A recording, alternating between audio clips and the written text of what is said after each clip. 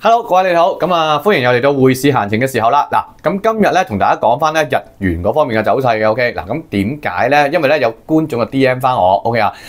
首先唔好意思先，因為咧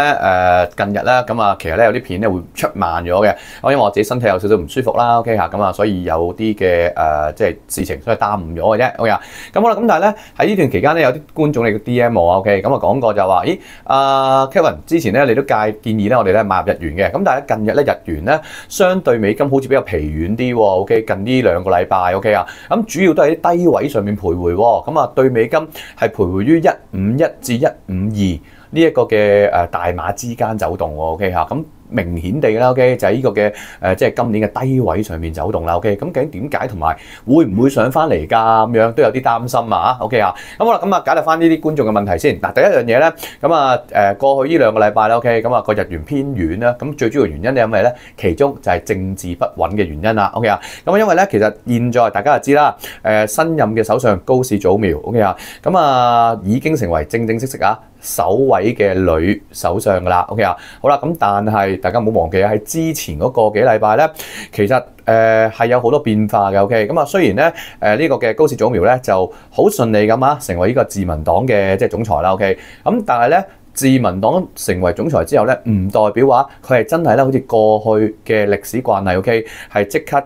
成為呢一個嘅所叫即係日本嘅首相 ，OK 啊，反而咧係中間咧其實係備受挑戰嘅 ，OK 啊，因此咧喺過去嗰半個月裏面咧 ，OK， 其實究竟高市早苗能唔能夠成功成為一個新任嘅日本首相 ，OK， 其實咧係有好多嘅不穩定性嘅，亦都因此咧 ，OK， 而令到日元咧 ，OK， 喺呢一刻咧。喺之前嗰段時間係受壓嘅 ，OK， 所以咧就好似呢位觀眾所講啦，就徘徊於151至152之間啦 ，OK 啊，好啦，但係咧大家小心 ，OK 啊，呢件事咧就已經完結咗㗎啦 ，OK 啊，因為咧前2日大家應該都知道啦 ，OK， 高市早苗亦都已經正式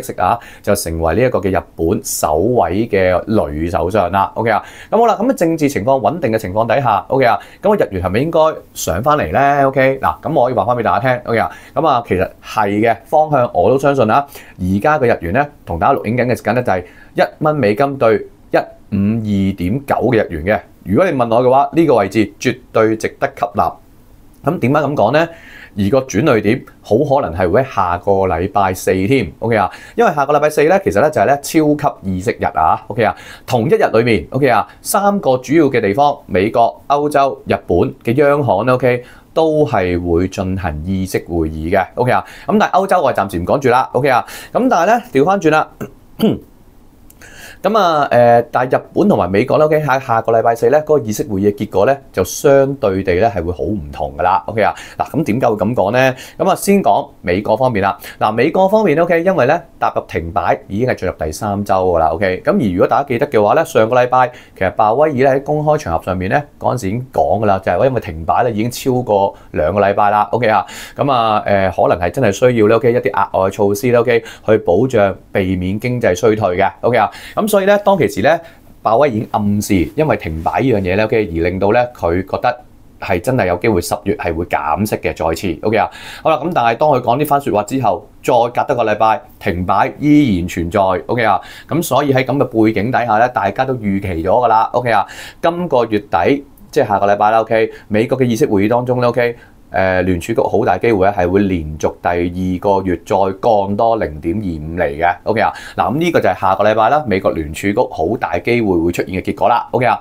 好啦，但係同時間下個禮拜咧，日本嗰方面咧，雖然 OK 嚇，因為啱啱至即係新嘅首相上任啦 ，OK， 咁所以咧可能咧喺今次嘅議息會議當中咧，日本未必係會即時加息 ，OK 啊？但係 OK 嚇，好可能咧就會暗示啊 ，OK， 就係喺年內咧 OK 仲有加息嘅空間，咁亦即係暗示咧12月咧 OK 日本係會加息嘅 OK 啊，呢一個情況咧 OK 即係加息嘅暗示 OK 應該就會好明顯地出到嚟㗎啦 OK， 咁你諗下啦，如果下個禮拜4美國央行降息，日本央行保持息口不變，但係暗示12月份會加息 OK 嚇，咁你諗下啦 OK 兩個貨幣政策喺下個禮拜4一拍埋。做一個比較嘅時候 ，OK， 咁唔使問啦，日元嘅走勢就當然 OK 啊，係會向翻上啦 ，OK 啊，好啦，而且仲有一點 OK， 就係日本嘅加息有冇條件咧 ？OK， 嗱，最近嘅日本嘅啲數據咧又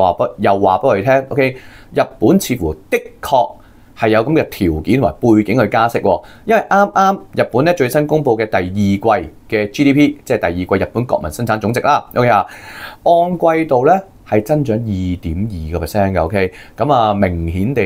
係高於呢個嘅市場嘅預期 ，OK 啊，好啦，但係淨係經濟增長強勁都不特止喎，仲有喎 ，OK， 啱啱公布日本9月份嘅核心通脹按年嘅升幅，居然係達到2.9%嘅，即係貼近3%嘅 ，OK， 咁啊通脹升幅有加快嘅情況添 ，OK 啊，咁好啦，咁啊上升嘅即係通脹上升嘅勢頭加快。經濟又好 ，OK， 咁呢一個嘅經濟環境，咪正正能夠配合日本央行加息嘅需要咯 ，OK 啊，咁所以咧，無論你喺經濟通脹數據去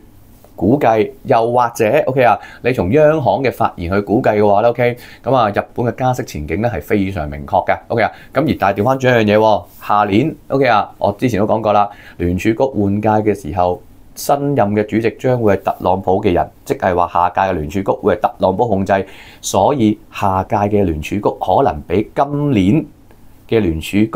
更積極去減息。OK 啊，咁你諗下啦，個情況會係點啦 ？OK 啊，咁所以咧好明顯㗎啦，你問我嘅話咧，我冇改變我睇法嘅。OK 啊，反而調翻轉 OK 啊，今次落到去152.90，貼近153嘅大碼啦 OK。你問我嘅話，我絕對覺得係一個好好吸納嘅機會 ，OK 啊？咁好啦，咁啊下個禮拜4個轉捩點之後 ，OK， 逐步去到下年年頭之前 ，OK 啊？如果你問我嘅話咧，個目標咧，我會放喺147嘅大碼水平嘅，即係話而家嘅152.90，即係貼近153嘅大碼啦 ，OK， 一路。睇佢上升至到去147呢個大碼 ，OK 啊，我覺得個把握性咧係高嘅 ，OK， 咁但係大家不妨可以參考下 ，OK， 咁如果有任何問題嘅話，歡迎隨時 DM 我 ，OK 啊，咁好啦，咁啊今日節目時間到呢度啦 ，OK， 希望大家俾多啲 like 同埋 share 多啲出去 ，OK， 記住你嘅 like 同埋你嘅 share 出去只係我嘅動力嚟嘅 ，OK 啊，咁好啦，咁多謝各位，下次再見，拜拜。